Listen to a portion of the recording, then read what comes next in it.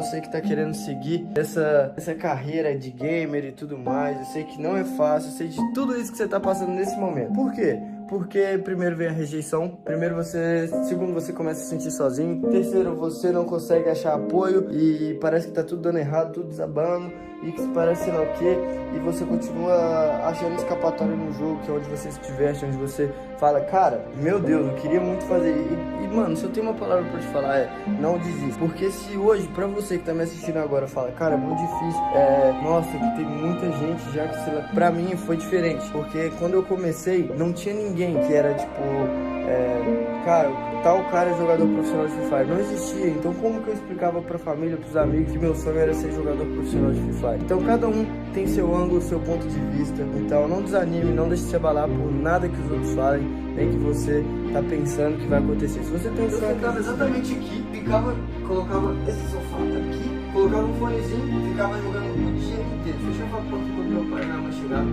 porque tinha muito barulho e tudo mais. Na minha época não tinha muitos campeonatos igual tem hoje, antigamente era mais treino e tudo mais, nem lives tinham pra promover algum jogador ou coisa do tipo. Mas mano, tenho saudade disso aqui, porque foi aqui que tudo começou.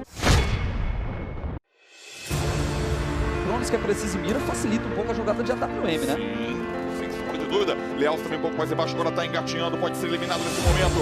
O Bita já tem 4K na conta, com toda a tranquilidade do mundo, encaixado, o cabo muito bem conectado, o Leal tá no chão. Que é isso?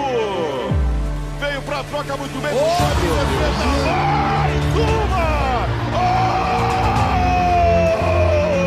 Já viu a galera conseguir fazer milagre, se o Coringa vai conseguir brincar a partida toda. E olha só que Mina pega dois jogadores e olha só que tá terceiro. Olha só!